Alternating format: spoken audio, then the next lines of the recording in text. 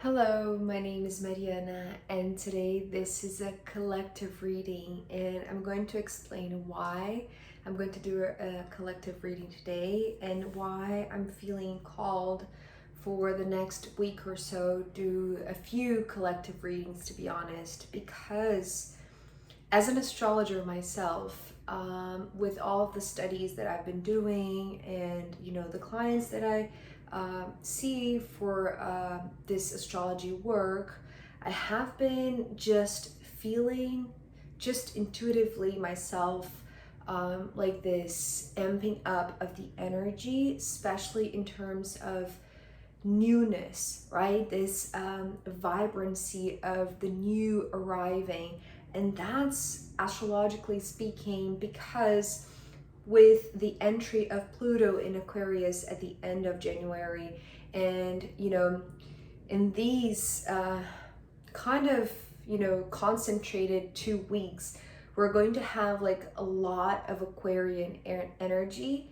And that's because Mars is meeting Pluto today in Aquarius in the 0 degrees of Aquarius, and then later on Venus is going to do the same conjunction, so it's going to hold hands with Pluto. And that's a very, very big shift in terms of relationships, but also like personal actions, what we really, really want for ourselves, but also individually as collectively. And so later on, Mars and Venus are going to make a conjunction in Aquarius as well.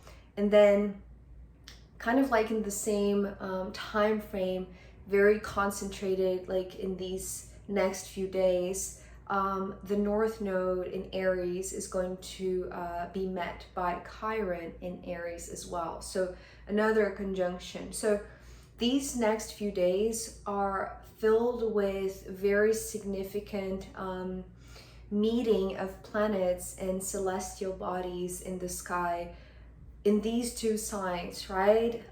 This very intense energy of the new with Aquarius, and then Aries with the North Node and Chiron conjunction. They're going to accentuate the notion that we have of ourselves, like who are we in this planet. So the individual with Aries and then the collective with Aquarius, right? So both of these energies are going to be highlighted these next few weeks. So that's the reason why I'm feeling called to do more collective readings. Although for me, all the readings that I do here are for the collective, right? No matter if, there are more predominant signs in your birth chart, I always feel like there is something in every single message for everyone. So I have already pulled cards, right? The cards are already here showing me the message for the aspect that is happening today. So today, who is, making this very intense conversation with Pluto is Mars. So we have a conjunction between Mars and Pluto in Aquarius. The thing about today's aspect is because Mars and Pluto are already very related. In astrology, we say that Pluto is the higher octave of Mars. So that is pretty significant because Mars, it's kind of like the manifestation of Pluto, but in a more individual way, whereas Pluto is like the way that generations or humanity as a whole, as a group, like as a collective, makes changes happen. The revolutions happen specifically right now because it's in Aquarius. So both of these energies can be very explosive, can be very shifting. They talk about like this push, right? It's almost like this explosion, like this volcano just bursting us with desire to move, right? Desire to change, desire to transform, not just our personal reality, our personal life, but also as a collective. And so tying to the message that I'm seeing here in the cards, there is this alert that is showing up here, as if like there is this alarm that could sound at any time, any minute, but it's not, right? So it's almost like there is this potential for danger, which, you know, it's exactly what I heard with the first card, the Ten of Swords. The Ten of Swords here is talking about the potential danger for the collective. It's interesting because it's the 10, right? So it is emphasizing the collective because it's the shared path. But because it's being followed by the 10 of Pentacles, what I heard about this alarm that is right there in a corner, but it's not going off because it's not necessary yet, right? It's like it's not a reason to panic, right? There is no reason to panic because the 10 of Pentacles is stabilizing the danger, the potential danger, right? So it's interesting because it's like two tens starting this collective reading, this series of collective readings that I'm going to do in the next week or so. And it's talking about, like, you know, the abundance of opportunity that there is, even if there is, you know, potential danger ahead, even if there is like this alarm that could sound at any moment, right? It's not. It's almost like just be aware that this is there, but it's not.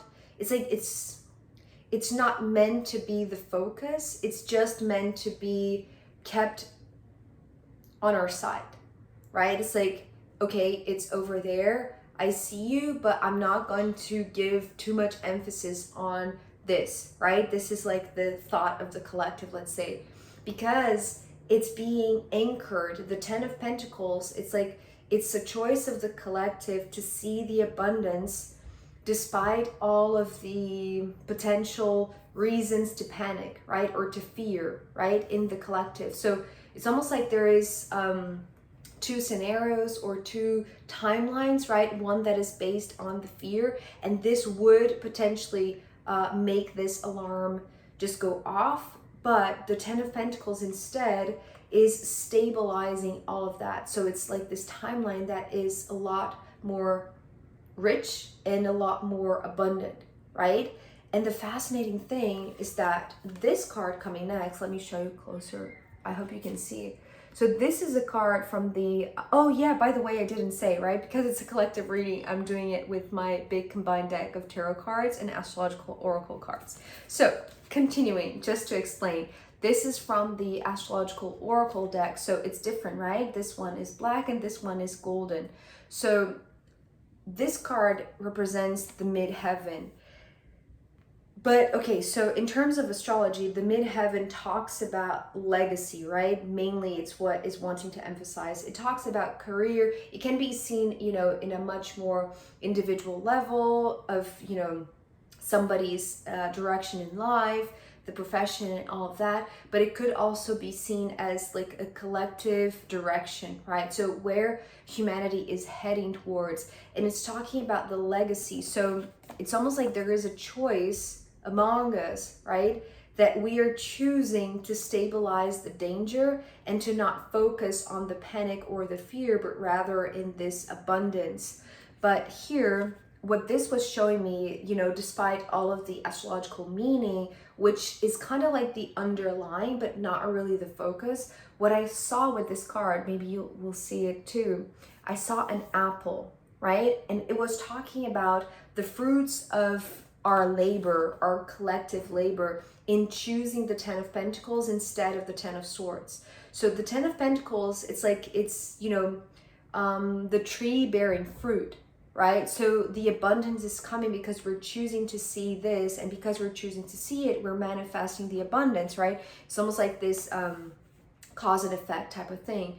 So the legacy, in a sense, is for us to be able to savor the fruits of our labor, right? Specifically because the fruit itself is coming through with the Justice card next. So it's almost like the fruit of our labor is justice itself, right? So we're going to be able to taste what justice feels like if we choose as a collective the 10 of Pentacles instead of the 10 of Swords. So what this apple was also showing me is that, you know, all of that story, specifically with the 2 cards that are coming next, actually all of the 3 cards that are coming next, but I'm going to show you later on. But just to stay here just a little bit more with the apple, it was showing me, you know, the forbidden fruit. And I'm not, although I was, you know, born into a Catholic family, I don't know much. I'm not a religious person in that sense. I didn't go much to the church. All that I know, it's like, you know, like snippets of stories of the Bible, right? I've never read the Bible, like not entirely, just a few things here and there. But, you know, obviously Adam and Eve and, you know, the forbidden fruit, like the creation of our world, let's say, or like the process of like just coming into this denser version, right? This experience of this realm in a much more like in the flesh, right? So challenges, right? Challenges arising from eating the forbidden fruit, let's say, of the tree of wisdom, of the tree of life, or however you want to see it. As I said, I don't know the story fully, so forgive me if I am butchering a little bit here and there. All that I'm trying to do here is to translate what I'm seeing with the image that I was given with the apple and justice, right? So yes, I was given that image of the apple like it was being offered by a snake, let's say. And it was a little bit reluctant, to be honest, because I don't know much about it. So who am I to talk about it anyways, right? But then the devil. So maybe this is way beyond my own capacity to tell the story. Maybe you have your own symbols for the forbidden fruit, for eating, you know, from the apple tree that was not allowed, or whatever that is. You know, if you have already assumptions or interpretations of your own or meanings of that story, maybe that is also pertinent for you as an individual. But also remember, it's like this is a collective reading, so it's almost like what we think individually is also like part of this unconscious collective that is thinking right now, right, as like a group. So it's like it really doesn't matter what kind of narrative you think of this, right? I'm going to talk about more of the devil and what is exactly showing me here. But remember, it's the choice between the 10 of Swords and the 10 of Pentacles. So it's more like, you know, which of these 2 scenarios would you rather live in or experience, right? So what this was showing me, the apple from the midheaven, and then the justice, and then the devil. Sometimes I see this devil as, you know, one path that was split in half. So it was broken, right? A broken path. This justice is showing me the 2 sides, right? The scale that has 2 sides. What this was talking about beyond the apple, because as soon as I was like, you know, very reluctant to tell the story of the forbidden fruit, and here I am exposing all of that, I was shown the planet, right? So beyond the tree, beyond the apple, beyond the forbidden fruit, I was shown the planet with the North Pole. So it's almost like what this was talking to me about was almost like the fruit itself is the planet is the fruit, right? So we are already eating from the planet. I hope that makes sense. It's not a choice of, you know, whether or not we're going to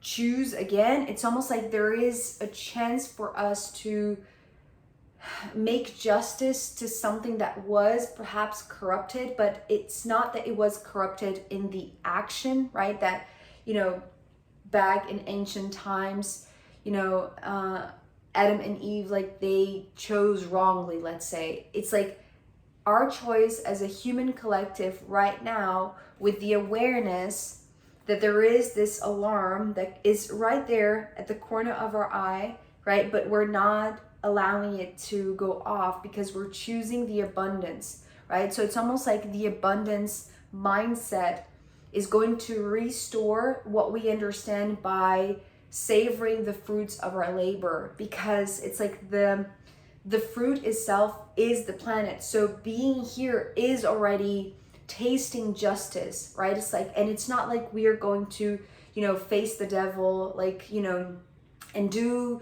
like justice with our own hands. I'm not seeing that, because as I said, it's not the emphasis of the individual. It's kind of like this understanding of all of this story, like this entire story or this narrative, the symbols of this story as a collective, right? So this is what is coming up, so that we are able to restore this. Because remember what I said, the Ten of Pentacles is here to stabilize the potential danger.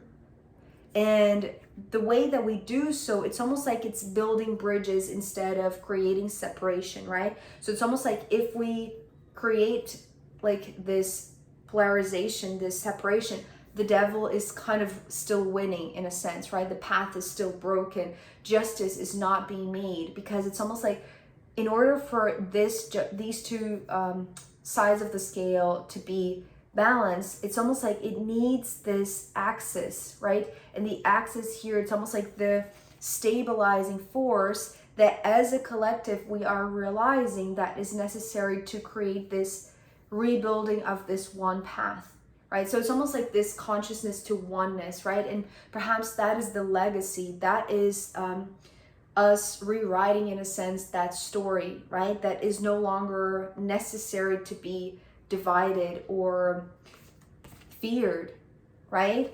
Or like even like it doesn't need to be a taboo anymore. It's like because okay, let me explain this with this next card.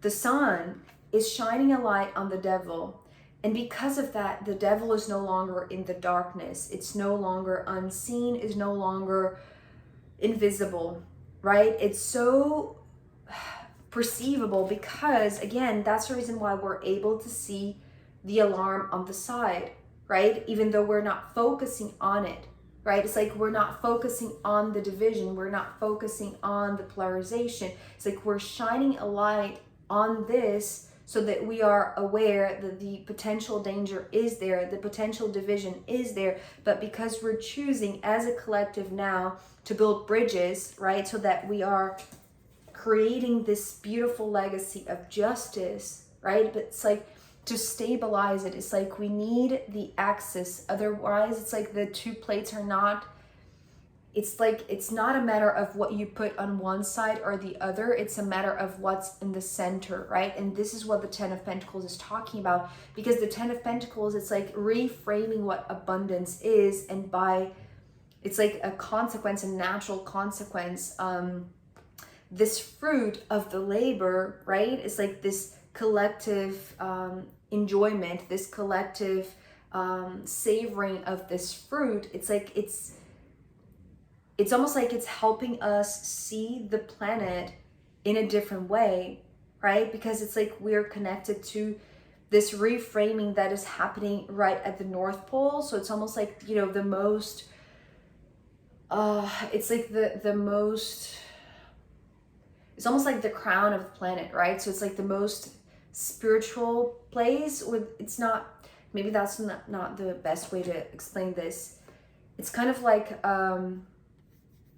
the highest point on earth.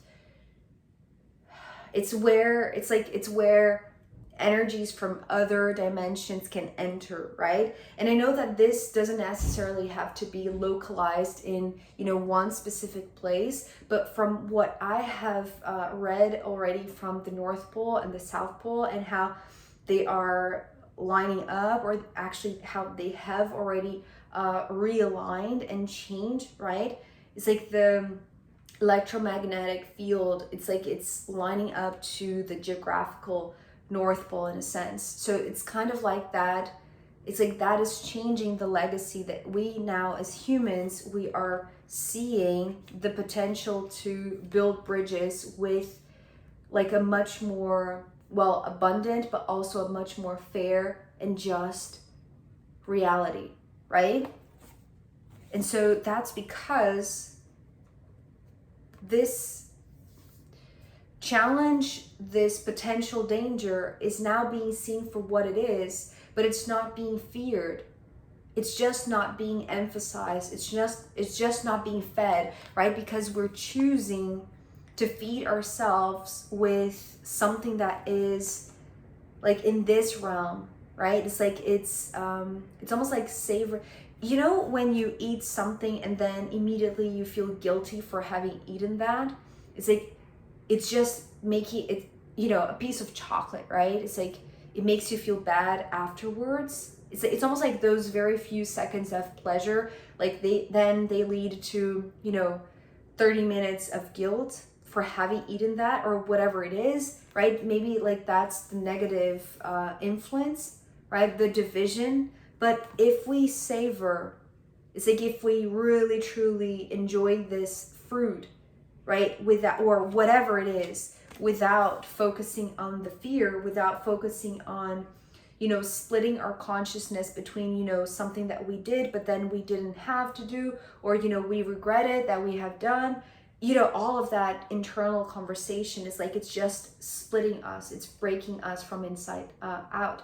So the sun, it's like it's shining a light on what was broken, but now because it's like this moment to, it's almost what I'm hearing right now is like rejoice in justice, right? It's like savoring this apple can give us this rejoicing in justice. It's like this chance to, it's just like this stitching up of what was broken, because it's here, it's integral, right? It's like this sense of being whole, feeling one. It's like just becoming aware that we are one, right? This is what the circular shape of the sun is talking to me about. It's almost like this, it's like the counter force, right? Maybe it's like, you know, what was on one side and the other, but then when we understand that this balance comes from this, from like being completely aligned, right? Being the axis here in the middle, it's like this is what we're doing collectively. And because of that, we're ending here with the Four of Pentacles. This is us redoing the foundation, right? It's like the legacy that we are now creating and building for the planet, because we are understanding that we already, it's like just for being here, we are already able to just be nourished by Earth, right? So it's like, it is our pleasure, our honor, and perhaps like our most beautiful gift in a sense for being here. It's like to savor it, right? To make the most of this, right? And it's like, this is what we are reframing now. It's like we are understanding what abundance truly is collectively. And because of that, it's like there is a new foundation being built, right? One that is no longer this polarization between the devil or the sun, right? It's like you and me, or us and them. It's kind of like, okay, so this is one path that is now being restored and stitched together because it's been broken. So, but because now we see it and it's not feared or, you know, put aside or neglected or ignored or whatever it is, it's like we're no longer feeding the devil. It's like we're feeding the sun of awareness that is within us. And because of that, the more that we do so collectively, the more that we are stabilizing something that was unfair, something that was just imbalanced, right? And so there is this restructuring so huge, right? And it's like, it's just emphasizing again the fact that Mars is like our individual action, the power to act, right? But then Pluto is like the power to act as a collective, right? So as a whole, and it's almost like this is what we're doing collectively because we're choosing the Ten of Pentacles instead of focusing on the potential danger, right? So it's almost like, you know, I just want to end this with like this reflection of like, what are we feeding into, or what are we feeding ourselves with what is the information? It's like, where is it coming from? Is it coming from this potential danger, this potential alarm, or this, right? So it's like, it's almost like the more we feed ourselves with this, it's like, this is what we're going to feed the earth with, and this is what it's going to provide to us, right? So it's like, we're going to be given more apples, right? Or more wisdom, or more abundance. It's like, we're going to be able to just enjoy more, right? Because it's like, it's being corrected in a sense, right? There is like this justice happening right now. It's like, we're building this legacy of justice, right? Because we're seeing exactly what was broken. So what are we feeding ourselves with? And what are we feeding the world with? So I am going to pull more cards for this collective reading, as well as the astrological runes in the extended. So if you want to join me there, I'll be very happy to see you. You can find the link down below. If not, I'll see you next time. Okay, bye.